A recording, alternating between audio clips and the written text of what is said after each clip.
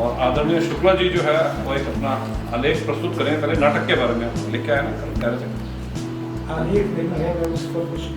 हाँ ठीक है, तो हाँ तो नाटक के बारे में कुछ कहना चाहेंगे तो पहले इनसे नाटक के बारे में पूछते हैं। नाटक एक बड़ी अच्छी विधा, प्रोमिनेंट विधा है आज के ज़माने में, तो थोड़ा सा उससे हमें कुछ जानकारी मिलेगी। आइए शुक्ला जी। शैलेश जिडालिया साहब, चौहान साहब, भास्करन जी, वर्षा जी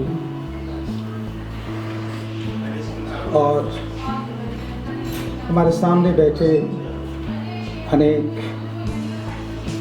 साहित्यकार और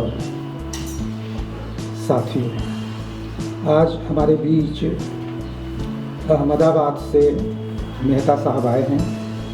उनका मैं सिलीगुड़ी में स्वागत करना चाह रहा हूं और स्वागत भी है।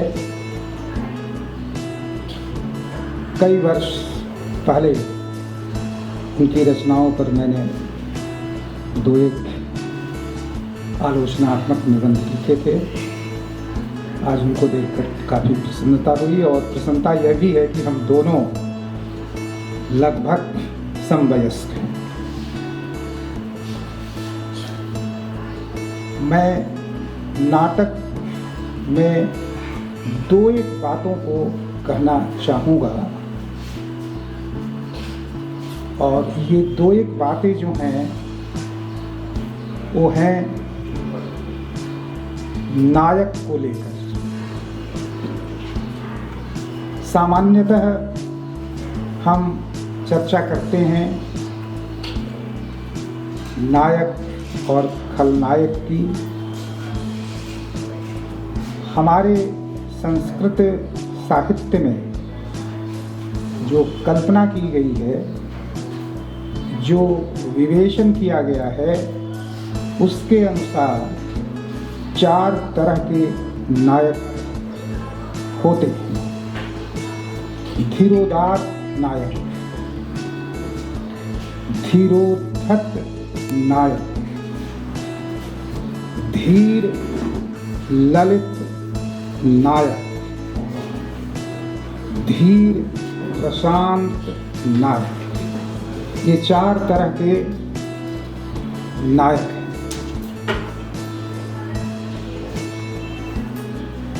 अब यह धीरोदात्त नायक कौन है? यही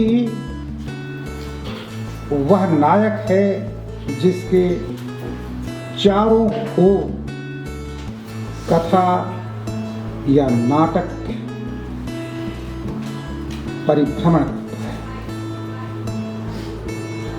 और वह प्राचीन ग्रंथों के अनुसार उदात्त शब्द से ही लगता है कि वह जीवन मूल्यों को संरक्षित करने वाला, संवर्धित करने वाला होता है। वह मानव मूल्यों का एक ओर रक्षक है तो दूसरी ओर उसको विस्तार और गहराई देने वाला होता है। धीरोद्धत जो नायक है वह हर तरह की बाधा उपस्थित करता है धीरोदात्त नायक के रास्ते में। वह ठीक उसका प्रतिकूल रूप है और इन चीजों को हम खूब अच्छी तरह से समझते हैं। मैं अभी आज की बात नहीं कर रहा हूं, आज की बात करूंगा। फिर धीर ललित क्या है? ललित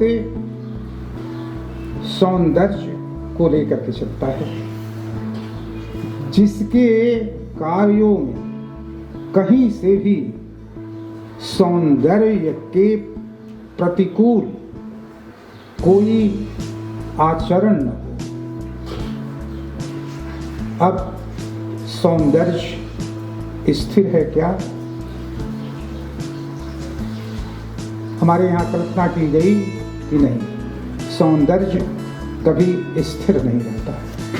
सौंदर्य हमेशा ही गत्यात्मक होता है, उसके रूप में परिवर्तन होता है, और रूप में जब परिवर्तन होता है तो उसके विन्यास में भी परिवर्तन है। ये दूसरे एक दूसरे पर ये आधारित है। विन्यास में परिवर्तन तो रूप में परिवर्तन, रूप में परिवर्तन तो धीरे धीरे विन्यास में भी परिवर्तन होने लगता है। इसलिए ये दोनों ही एक दूसरे को संवर्धित करने वाले हैं। दोनों की अन्योन्याश्रितता लगी हुई है आपस में, दोनों एक दूसरे पर निर्भर करते हैं। अगर हम हमारे जो प्राचीन आलोचक हुए, उन लोगों ने रामायण को, वाल्मीकि रामायण को आधार मानकर विश्लेषण करने की कोशिश की। उसके अनुसार अगर राम धीरोदात्त नायक हैं तो रावण धीरोद्धत नायक है। फिर कौन है धीर ललित नायक? धीर ललित के लिए उसमें जो उदाहरण दिया गया वह भरत का है। भरत के जीवन में कहीं भी खोट नहीं है। मनसा वाचा कर्मणा वह दिखलाई पड़ते हैं शुद्ध,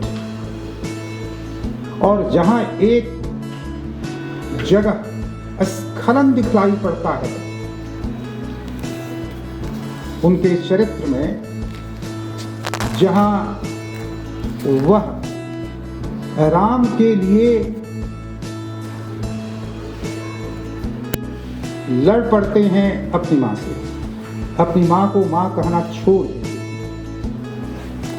प्रश्न उठता है, इसका समाधान रामचंद्र शुक्ल ने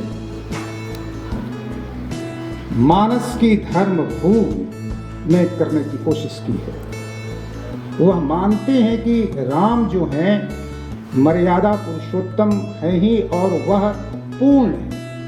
तो पूर्ण के खिलाफ अगर कोई आवाज उठती है तो उस आवाज जो विरोध वाली आवाज है, उस विरोध का विरोध आवश्यक है। इसलिए पूर्ण के लिए अंश का विरोध वह सार्थक मानते हैं रामचंद्र शुक्ल। और सामान्यतः जब हम अपने जीवन में देखते हैं आज भी, तो समष्टि के लिए व्यष्टि का उत्सर्ग तो होता ही है। अधिक को बचाने के लिए एक को बलिदान देना पड़ता है, और वह उच्चतर भूमि होती है जीवन की। तो मैंने कहा यह कोई मेरी बात नहीं है, यह हमारे यहाँ के जो आचार्य हुए उन लोगों की अवधारणा को ही आपके सामने मैं रख रहा हूँ। यह इसलिए कि चार नामों की जब चर्चा चलती है, दो तो हम देखते हैं, और आजकल सिनेमा वगैरह देखते हुए कहते हैं कि यह हीरो है, यह विलेन है, और ये साइड हीरो है। लेकिन यह साइड हीरो जो सह नायक है, उसका विवेचन किया हमारे शास्त्रकारों ने कि कैसे है वह धीर ललित। तो भरत का जो चरित्र है वह धीर ललित नायक का चरित्र है, और उसमें किसी खोट की आशंका हम नहीं कर पाएंगे, और जो वह दिखलाई पड़ता है वह पूर्ण सत्य को आप कह सकते हैं कि पुरुषोत्तम जब हम कहते हैं उनको मर्यादा पुरुषोत्तम। अब पुरुष को लेकर के भी तरह तरह की बातें हमारे यहाँ के ग्रंथों में की। पुरुष विशेष ईश्वर पातंजलि योग दर्शन करता है। पुरुष विशेष ईश्वर, ईश्वर प्रणिधानाद्वा तस्य वाचक प्रणव। अगर उसको हम किसी शब्द से, एक शब्द से जानेंगे तो वह शब्द है ओ। इसकी अवधारणा नासा के वैज्ञानिकों ने भी की है, कुछ भिन्न ढंग से। विज्ञान लकीर का फकीर नहीं होता, वह हमेशा ही गतिशील है, गति प्रज्ञता से जुड़ा हुआ है, गत्यात्मकता उसका प्राण।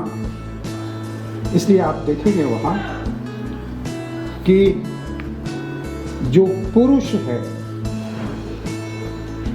और ओम की जो मैंने बात की कि तस्य वाचक प्रणवः ईश्वर प्रणिधानात्, लेकिन यह ईश्वर पुरुष है, पुरुष से पृथक नहीं है, उसकी कोई सत्ता नहीं है, कोई एब्स्ट्रैक्ट नहीं है। और भावनात्मक रूप से अगर हम उसको जोड़ना चाहें तो हमारे भीतर के वे संस्कार, वे सारी चीजें जो कहीं डोमिनेंट, कहीं वह प्रखर रूप में है और कहीं वह रिसेसिव अवस्था में है, प्रसुप्त अवस्था में है। तो जहाँ जो उदात है वह उसी प्रसुप्त को जागृत करता है। पुरुष विशेष ईश्वर, ईश्वर प्रणिधानात्वा, प्रणिधान को लेकर के तरह तरह की बातें हमारे यहाँ उठती हैं। प्रणिधानात क्या है? क्या बार बार जप करना है? नहीं।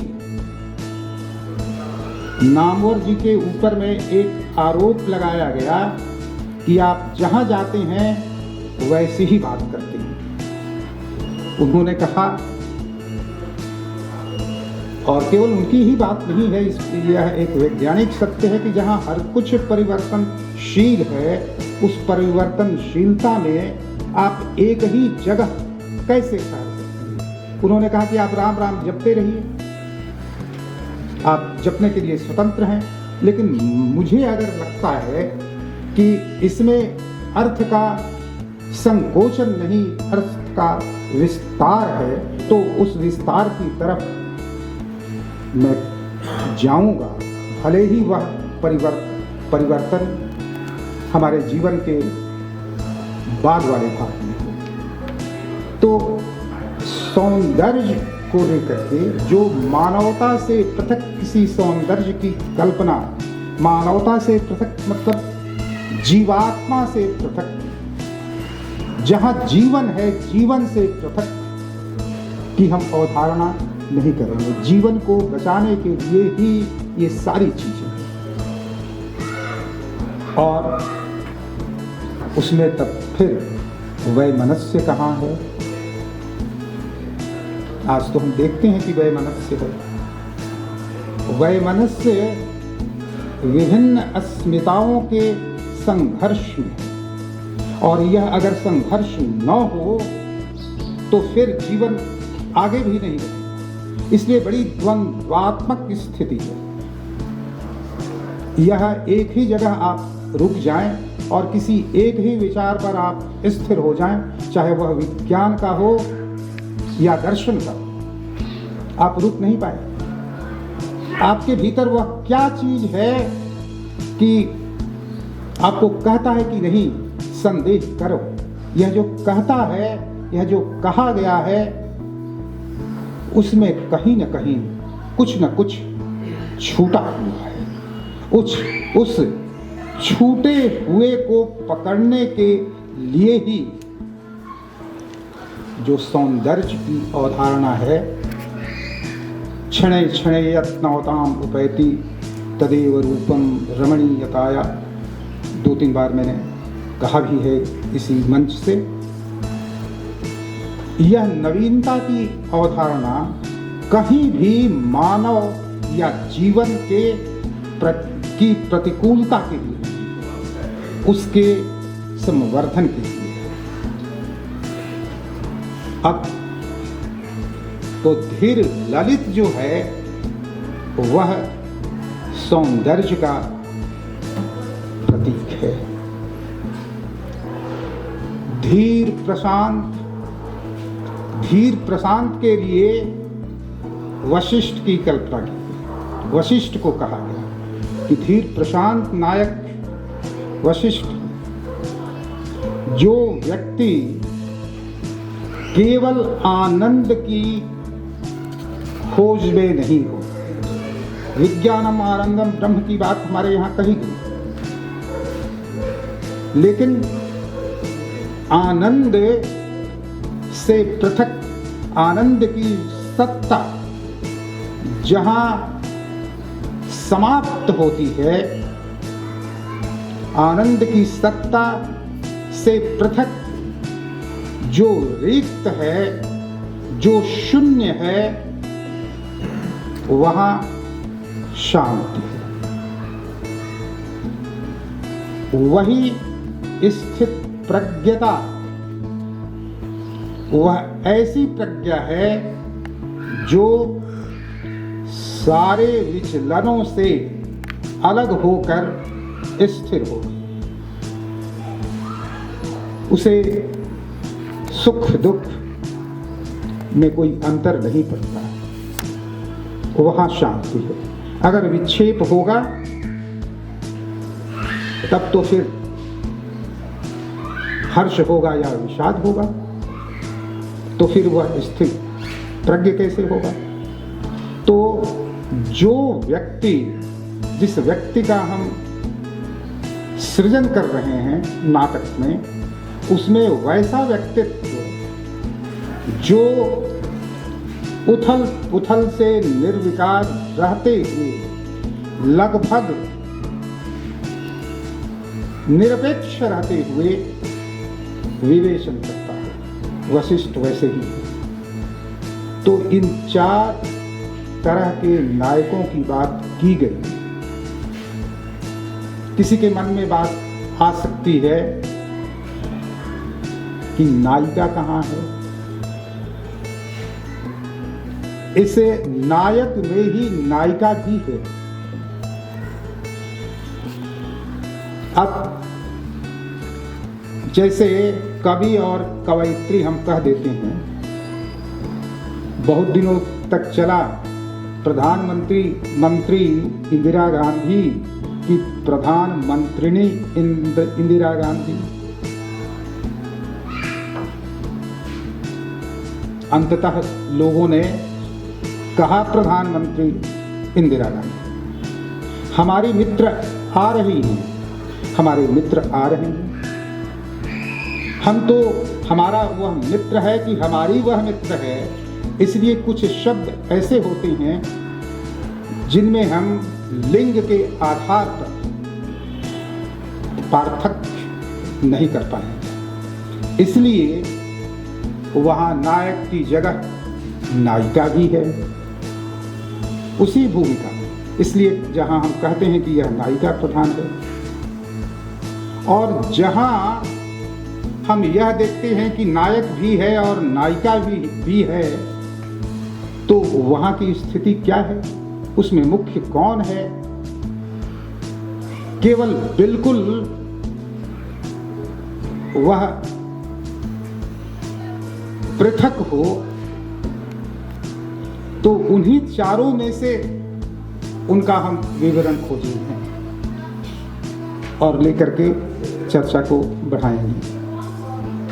तो आज अगर आपको नाटक लिखना है तो हमारा नाटक कैसा होगा।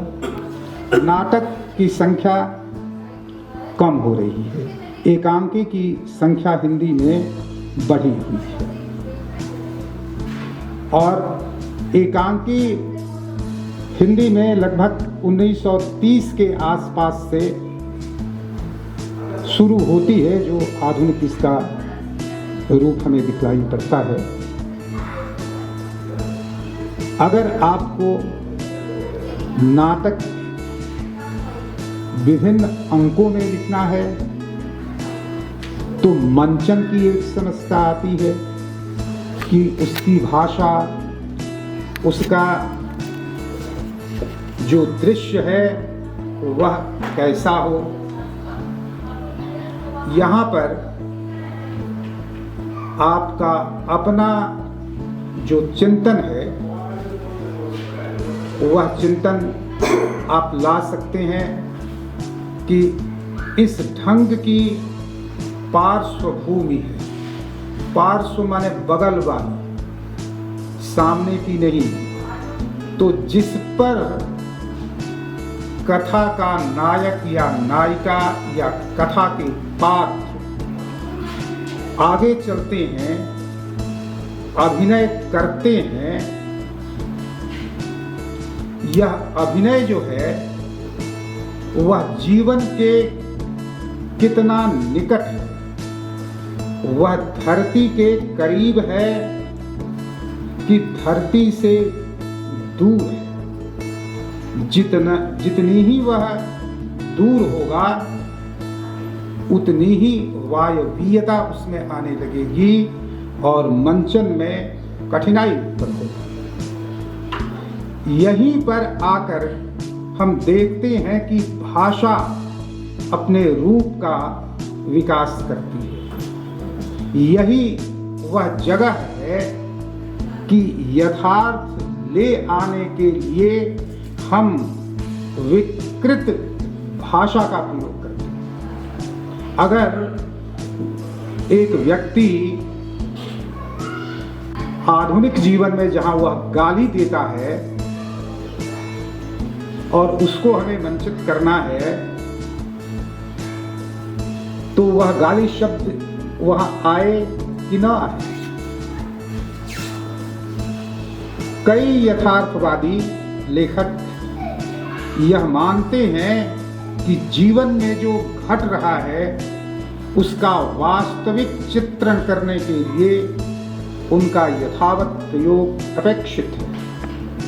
इस पर एक मत ही हो जाए यह आवश्यक नहीं है, क्योंकि साहित्य, महावीर प्रसाद द्विवेदी ने कह दिया कि यह दर्पण है, लेकिन उनके पहले भी तो हुए हैं बहुत से हमारे काव्य के जानकार। वहां तो जो उसका दृष्टा है वह तो देख रहा है, दर्पण तो केवल दिखाता है जो यथार्थ है, लेकिन उसने सृजन क्या किया, उसका सृष्टा रूप क्या करेगा? क्या वह भी वही दिखलाएगा या वह अपने चिंतन के अनुसार जिस संसार की रचना करना चाहता है उसको दिखलाएगा? तो उसको जब दिखलाएगा तो वहां तो परिवर्तन होगा, और जब परिवर्तन होगा तो यह परिवर्तन रूपगत और अर्थगत दोनों ही जगहों में होगा। इसलिए साहित्यकार को मात्र हम दृष्टा कह करके नहीं छोड़ सकते हैं, वह सृष्टा भी है, और जब वह सृष्टा है तो वहां उसके विजन में, उसकी दृष्टि में जो उथल पुथल मचलता है, जैसा वह चाहता है उस रूप को सामने लाता है। इसके लिए विधाओं का एक नर्तन शुरू हो जाता है, विधाओं में एक परिवर्तन आने लगता है। आज भी जो कालिदास के नाटक हैं, जो प्रारंभिक हमारे हिंदी साहित्य के नाटक हैं और आज के नाटक हैं, उनमें फर्क नहीं दिखलाई पड़ता। नुक्कड़ नाटक का जो एक रूप दिखलाई पड़ता है मंचों के अतिरिक्त, उसमें कहीं पार्थक्य नहीं दिखलाई पड़ता है, वहाँ कोई दृष्टि नहीं है क्या? राष्ट्रीय स्तर के ख्याति प्राप्त लेखक हैं। मैं इनके वस्तुवादी चिंतन से विशेष रूप से प्रभावित हूँ और इसी प्रभाव की वजह मैंने यह निर्णय लिया, अपने साथियों से मैंने इस पर उनकी राय ली कि क्यों नहीं हम आपका तीस्ता हिमालय की ओर से राम किशोर मेहता जी को 2021 का अमरावती सृजन सम्मान पुरस्कार प्रदान करें और आगामी 10 मार्च को राम किशोर मेहता जी को आपका तीस्ता हिमालय की ओर से प्रत्येक साल राष्ट्रीय स्तर का जो पुरस्कार दिया जाता है, अमरावती सृजन पुरस्कार, वह प्रदान किया जाएगा। यह मैं आप लोगों को सूचित कर रहा हूं और मेरा अनुरोध है कि जो साथी इस सभागार में उपस्थित हैं वह अगर उपस्थित हो सकें तो मेरा विशेष अनुरोध है कि 10 मार्च को भी वह उपस्थित रहें। वह एक बहुत भव्य कार्यक्रम होगा जिसमें श्री राम किशोर मेहता जी को सम्मान प्रदान किया जाएगा और आप उस दिन उनका वक्तव्य सुनेंगे, उससे आप लाभान्वित होंगे। आप सभी को बहुत बहुत धन्यवाद। बातें आपको समझा सकता है। इसी प्रकार से बड़ी महाकाव्य होते हैं, पूरे रामायण महाभारत है, उसमें घटनाओं पे घटनाएं चल रही हैं। तो ये सारी चीज़ें होती हैं। जैसे भी डॉक्टर साहब ने कहा था कि नाटक क्या होता है, थोड़ा सा इसका जितने मेरे को है, थोड़ा सा ज़्यादा तो नहीं। नाटक क्या है? नट शब्द है, तो उसका अर्थ क्या होता है? अपनी भावनाओं को व्यक्त करना अभिनय द्वारा। और नाटक एक ऐसा है कि जो केवल श्रव्य नहीं है, दृश्य भी होते हैं।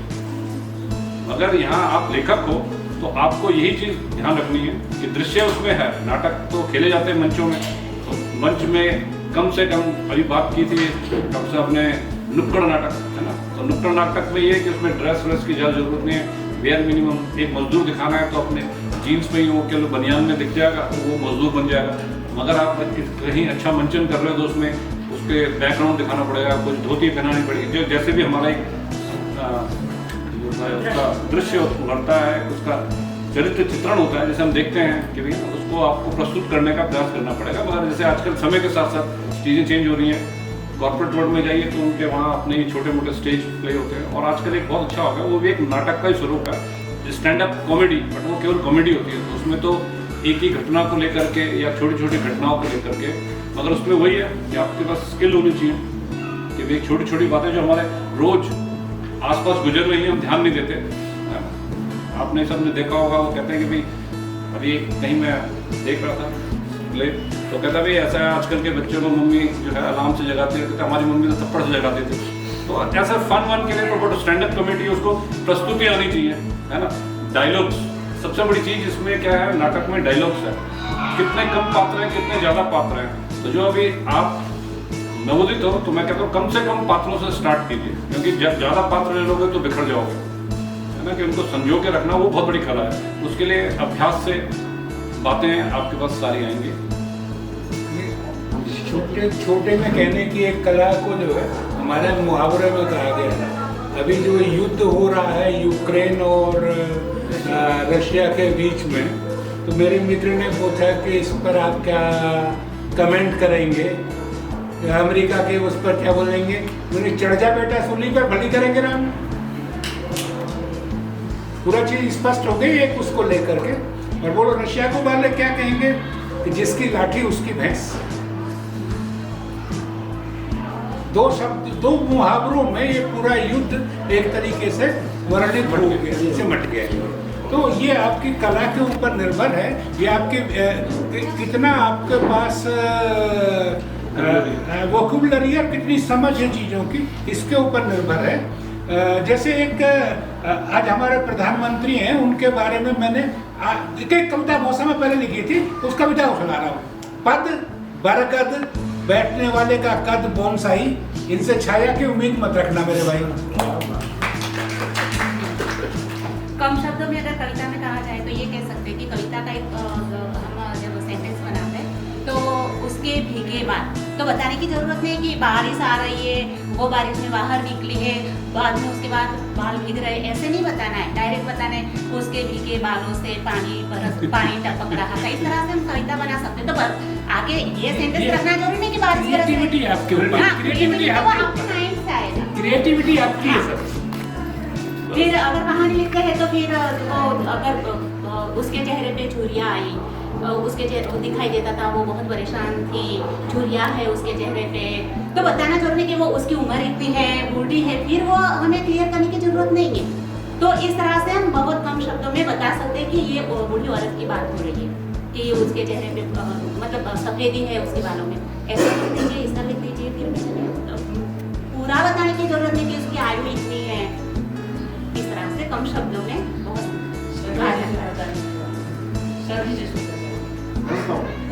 सुनते आपने जो बात कही उससे मुझे जो एक और चीज ध्यान में आती है कि कम शब्दों में कोई बात कहना, कोई बहुत प्रिसाइज करना एक कला तो है, लेकिन भाई हर चीज कम शब्दों में कही जाएगी तो उसका कोई मतलब नहीं। जिसे लंबे शब्दों में कहा जाना, ज़्यादा शब्दों में कहा जाना, वो ज़्यादा शब्दों में ही कही जाएगी। तो कम शब्दों में कहना तो ये उस तरीके का है कि आपने जैसे मेहता जी ने कहा कि आपने कुछ कह दिया, अब आप समझो मत समझो, वो समझ गए सब, ये वाली बात। लेकिन आप जो कहना चाहते थे, जहाँ तक मैं समझता हूँ, आप ये कहना चाहते थे कि सहज शब्दों में, सरल शब्दों में कोई चीज़ संक्षेप में समझा दी जाए, है ना। अब नाटक के बारे में अगर सहज रूप में कोई चीज़ समझा दी जाए तो उसको कैसे समझाया जा सकता है। तो नाटक क्या है सहज रूप में समझाने वाली, कि काव्य रूप दो होते हैं, ठीक है ना। नाटक काव्य की विधा है, ओके, काव्य का एक रूप है, काव्य रूप दो होते हैं, एक शब्द काव्य और एक दृश्य काव्य। नाटक जो है वो दृश्य काव्य है, ऐसा कहा जाता है। और नाटक बहुत पुराने जमाने से प्रचलित है, ठीक है ना। तो अब उसमें क्या है कि जैसे भरत मुनि ने नाट्यशास्त्र लिखा, संस्कृत का जो पूरा मामला, संस्कृत में बहुत लोगों ने नाटक लिखे, पद्य रूप में पहले नाटक लिखे जाते थे। हमारे हिंदी में भारतेंदु के समय से नाटक की शुरुआत, हिंदी नाटक की शुरुआत होती।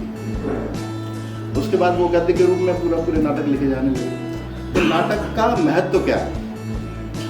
नाटक का महत्व ये है कि बहुत अच्छी तरीके से वो संप्रेषित हो सकता है, क्योंकि उसमें शब्द के साथ साथ दृश्य भी होता है। जैसे कि आजकल टीवी ये सारी चीज़ें चलती हैं ना, तो ये सिनेमा, तो ये बहुत अच्छी तरीके से, हाँ, बहुत अच्छी तरीके से संप्रेषित हो जाते हैं। तो इसीलिए नाटक की आवश्यकता थी कि अपनी बात एक अभिनय के द्वारा और डायलॉग्स के द्वारा, संवाद के द्वारा लोगों को समझा दी जाए, तो वो जल्दी समझ सकते हैं उस चीज़ को। तो इस ऐसी विधा को नाटक कहा गया। जैसे बड़ा लीजिए इनका नट शब्द का असली अर्थ होता है नर्तन, नर्तक, है ना। तो मतलब जो नाचने वाला, जैसे नटराज कहा जाता है, किसको कहा जाता है? शिव को कहा जाता है ना, नटराज। तो नर्तक जो होता है, नट वो होता है, उसको जो है नर्तक के द्वारा अभिनय। नट क्या करता है कि अपने हाथ पैर हिला के आपको एक विशेष तरीके का भावभूमि से, भाव भंगिमा से आपको अपनी चीज़ बताता है। तो उस तरीके से जो नट का नाटक से संबंध है वो ये है कि उसी तरीके का अभिनय दूसरी चीज़ों को, दूसरे भाव प्रदर्शित करने के लिए, रस और ये मतलब नाटक का तमाम, नाटक में बहुत चीज़ें सन्निहित है, लेकिन इस स्तर पे अभी कुछ बताने से उसका बहुत लाभ नहीं है। तो नाटक जो है वो अपनी एक्सप्रेशंस का, अभिव्यक्ति का सबसे सक्षम माध्यम हमारे पास है, और उसका जो कहना चाहिए कि तकनीकी जो रूप है वो सिनेमा है। तो इस तरीके से नाटक को जो हम संप्रेषित, आजकल के कौन से अच्छे नाटक हैं, भारतेंदु में क्या अंधेर नगरी, चौपट राजा, क्या था वो, कौन सा, अंधेर नगरी शुरुआत हुई थी, तो बहुत अच्छा नाटक था भारतेंदु का। फिर बाद में बहुत सारे लोगों ने नाटक लिखे, जयशंकर प्रसाद के नाटक अपने तरीके के एक नाटक थे।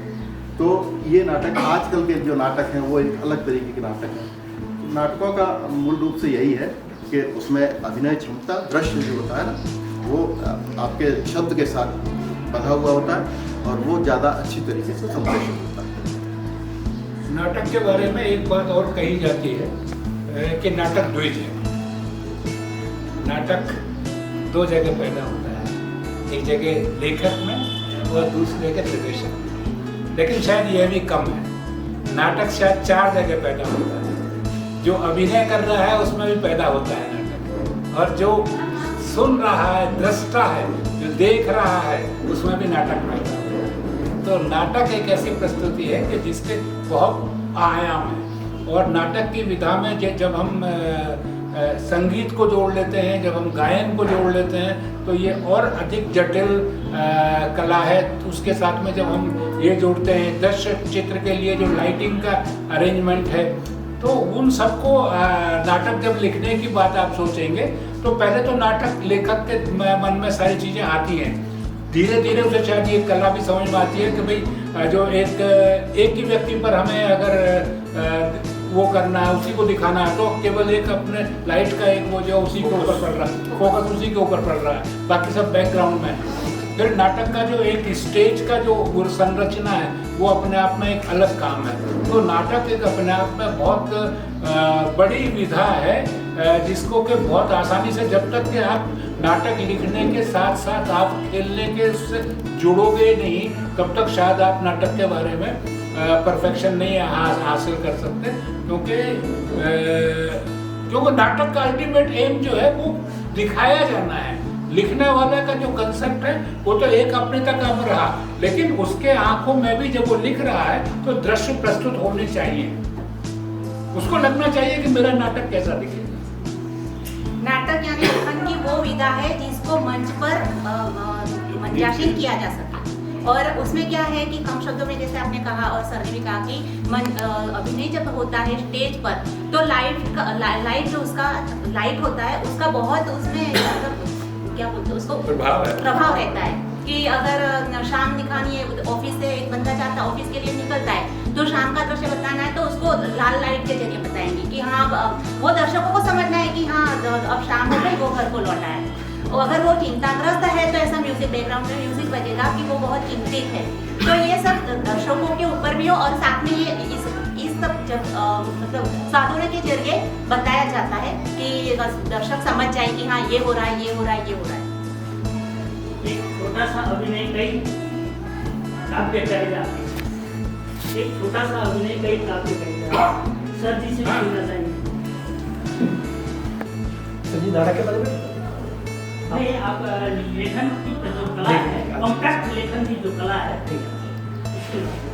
सबसे पहले मित्रों हमें ये ध्यान दें, अगर कहानी को या कविता को छोड़ दीजिए, कविता को पास में लिखकर बताता हूँ।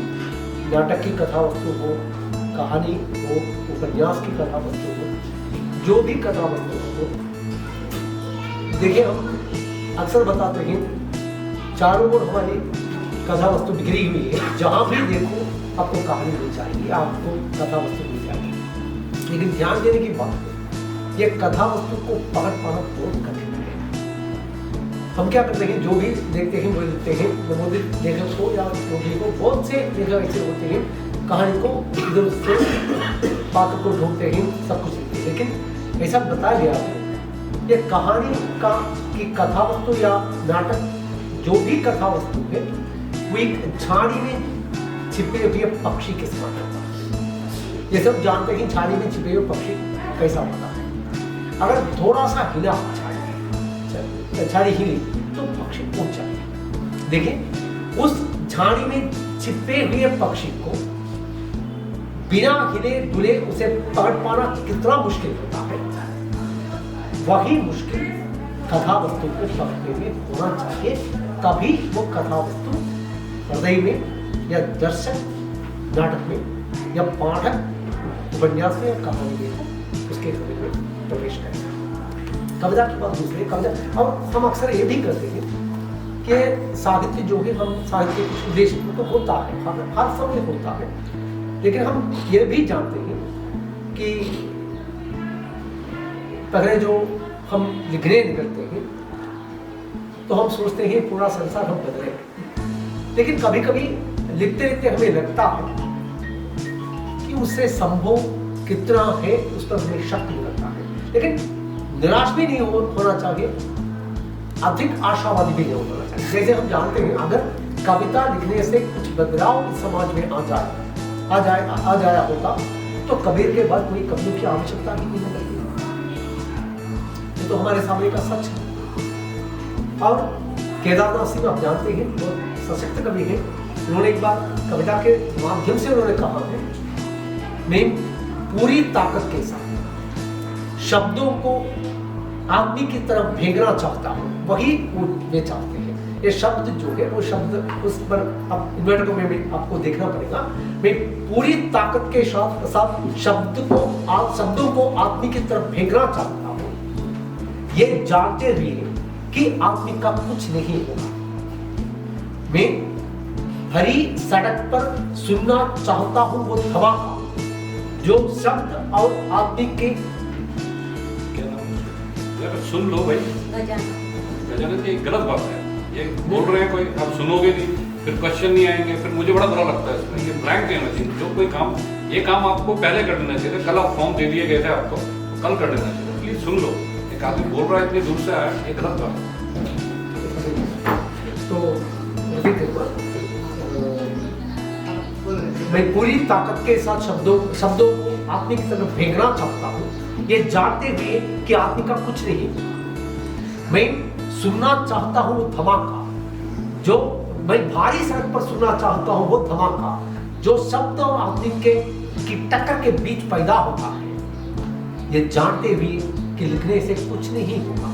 मैं लिखना चाहता हूँ, उसका मतलब है कुछ है उसमें, कि लिखने से कुछ होगा। देखिए ये शायद है। देखिए जब हम लिखते हैं, जब हम लिखने के लिए लिखते हैं, तो सबसे पहली बात ये होना चाहिए कि आशावादी तो होना चाहिए, लेकिन अधिक आशा हम नहीं रखें। हमारा कर्तव्य है लिखना, हमारा कर्तव्य है, वही हमें सोचना चाहिए। और जैसे आप जानते हैं पहले दिन से ये चर्चा हो रही थी कि पत्रकारिता के बाद पहले दिन हमारे पत्रकारिता आई थी, आपने बैठकर बात की, सभी ने बैठकर बात की। हम कैसे सच्चाई लिखेंगे, सच्चाई लिखने से क्या होगा, सच्चाई लिखने से मारपीट होगा, ऐसे आपने बताया जो हुआ था। हमारे डॉक्टर जी ने भी बताया था असल में क्या हुआ था, उनके जीवन में भी क्या हुआ था। लेकिन डरने वाले साहित्य न लिखे ही अच्छा। अगर हम साहित्य से समाज में कुछ देना बताना चाहते हैं तो निडर हमें लिखना चाहिए, क्योंकि आप जानते हैं कहीं कहीं बताया जाता है हमारा जन्म महत्वपूर्ण है, हमारी मृत्यु महत्वपूर्ण है। मैं ये नहीं कहना चाहता कि साहित्य लिखकर आपकी हानि हो जाए, तो नहीं मैं बताना चाहता हूँ, ये सोचना चाहिए हमें हमारा जन्म महत्वपूर्ण है, हमारी मृत्यु महत्वपूर्ण है। मित्रों आप जानते हैं 1907 में पंजाब के एक छोटा सा गाँव के खदगढ़ का, वहाँ में एक बेटा पैदा हुआ था, सरदार राम और भगत सिंह, उनका पिता का नाम भूल गया, किशन सिंह के साथ, और माता विद्यावती के अंदर एक बेटा पैदा हुआ। किसी को पता नहीं चला एक बेटा वहां पैदा हुआ, लेकिन 23 साल की उम्र जो बच्चा देश की आज़ादी के लिए फांसी के फंदे पर झूला, तो देश की माओ ने ख्वाब देखा कि हमारी कोख से भगत सिंह जैसा बेटा पैदा। लेकिन ये होता है, साहित्यकार बलि देता है, समाज के लिए बलि देता है, साहित्यकार समाज सेवी होता है, वहीं पर हमारा साहित्य टिकना चाहिए, तभी साहित्य सच्चा जैसे कि प्रेजेंट करता है, जो भी साहित्यकार करता है सच्चे साहित्यकार होते हैं, साहित्य सच्चाई से बरतना चाहिए, तो वही हमारे होना चाहिए। लेकिन वो सच्चाई जो कि जैसे छोटा सा चिस्पा ने लिखा है, थोड़ा हम उसे कवर करके कहेंगे, तभी वो साबित कल्पना को जोड़कर जो लिखा जाता है वही साबित कहा जाता है। जैसा आप कह रहे हैं कि कम शब्दों में कहा जाए, अपनी बात को रखा जाए, तो हर विधा में हम ये बात नहीं रख सकते। जैसे कि नाटक है, उपन्यास है, कहानी है, कविता में बराबर है कम शब्दों में कुछ कह देते, लेकिन कहानी, नाटक, उपन्यास में हम नहीं, मतलब जहाँ पर उसको नायक को दर्शाना ही पड़ेगा, उसके मतलब उसको जो डायलॉग है वो देना ही पड़ेगा। अगर सर बता रहे कि भगत सिंह का नाटक हम लिख रहे हैं, चाणक्य का नाटक लिख रहे हैं, तो भगत सिंह का नाटक है वो देश के लिए कुछ कर रहा है, मशाले के निकल पड़ा है, तो मशाले के खाली चलता चलता हमें नायक अच्छा नहीं लगेगा।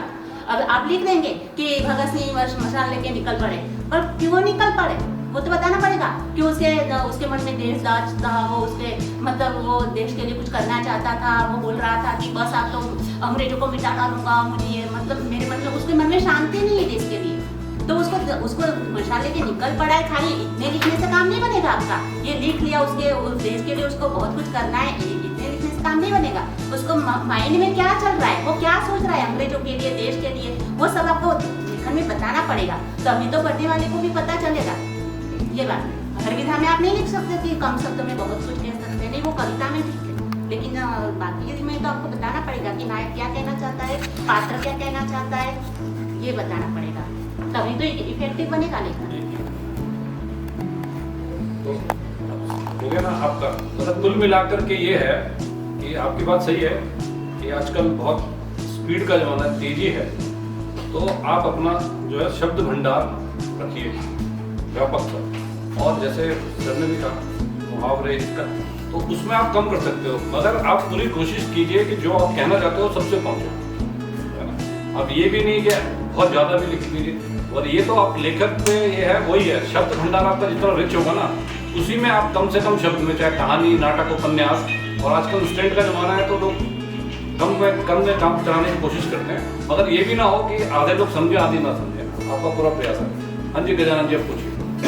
पढ़ रहे हैं, अगर सभी न भी पढ़ रहे हैं, कुछ लोग भी पढ़ रहे हैं, तो हमारे लिए सबसे बड़ी उपलब्धि है।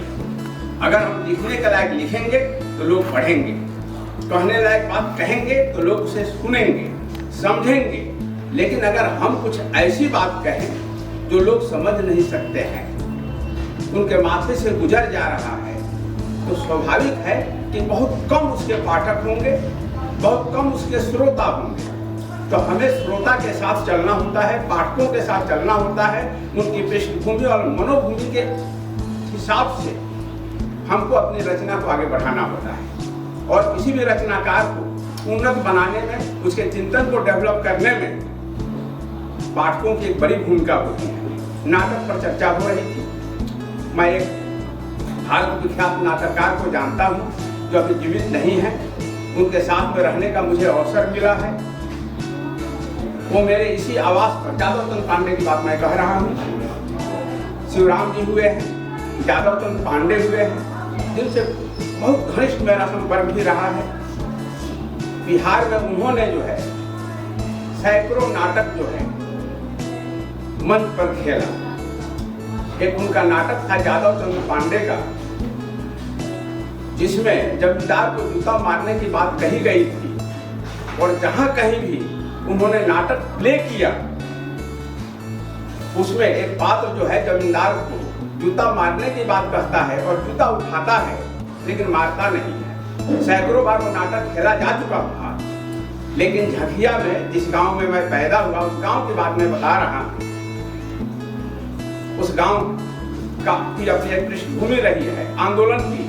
वहां जब जादव जी वह नाटक खेल रहे थे, मंच पर उतार रहे थे, उसी दौरान जब उन्होंने जूता मारने की बात कही जमींदार को, तो श्रोता जो थे, जो दर्शक थे, वो इतने जोर से आवेग में आकर चीखने और चिल्लाने लगे कि साले को जूता मारो मारो, और 10-20 जूता जो है हाँ मार दिया गया, लग गया। बात नाराज हो गया, भैया क्यों, नाटक में तो जूता मारने की बात है, आज यहाँ तो सभी जूता मार दिया गया, ऐसा तो मेरे साथ कभी नहीं हुआ। उसके बाद जादव जी ने उस नाटक में जूता मारने की बात जोड़ी और उसके बाद वो जूता मारना आरंभ किया। तो मेरे कहने का अर्थ है, हाँ मेरे कहने का अर्थ है कि रचनाकार को पाठक जो है उन्नत बनाता है, डेवलप करता है, और इस बात का अगर हम ख्याल नहीं रखते हैं तो पूरी जिंदगी हमारी शिकायत रह सकती है। और वर्ग विभाजित समाज में हम तमाम लोगों से यह अपेक्षा नहीं कर सकते हैं कि लोग हमारी पुस्तकों को पढ़ेंगे, हमको सम्मान देंगे। आखिर कारण क्या है कि बहुत सारे लोग लिख रहे हैं। मैंने रामकिशोर मेहता का चुनाव किया। चुनाव करने का एक ही कारण है कि मैं इस वर्ग विभाजित समाज में रह रहा हूँ, और हाशिए पर जो जन हैं वह उनके लेखक हैं जिनके साथ मैं जुड़ा हूँ।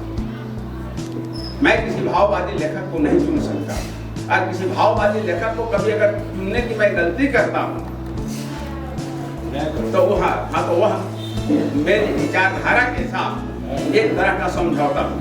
सलाह देता हूँ। हाँ, आपने जो कहा था वो जो एक बात मैं आपसे ही कहना चाहता था। जब आप बुद्ध के बारे में बात कर रहे थे तो बुद्ध के जब वो जाता है खोजने के लिए तो उससे पहले ये कहा गया है, जो सत्य है नहीं मुझे मालूम नहीं, कि वो एक बीमार आदमी को देखता है उससे दुखी होता है, एक बूढ़े को देखता है उससे दुखी होता है, एक मृत्यु को देखता है, सबको देखता है उससे दुखी होता है। क्या बुद्ध इनका इलाज खोज पाए? भागे तो एक बात है, इलाज खोज पाए। दूसरी बात है जो वो खोज पाया वो पत्नी के साथ रहते हुए भी खोज पा सकता था। वहां पर भी उसने एक स्त्री का तिरस्कार किया, बच्चे की रिस्पॉन्सिबिलिटी से वो भागा और उसके बहाने आज ऐसे कितने ही लोग हैं कि जो स्त्री का तिरस्कार कर रहे हैं और उससे महान बन रहे हैं। आपकी वो लास्ट में उनकी पत्नी ने पूछा था कि ये पत्नी ने पूछा था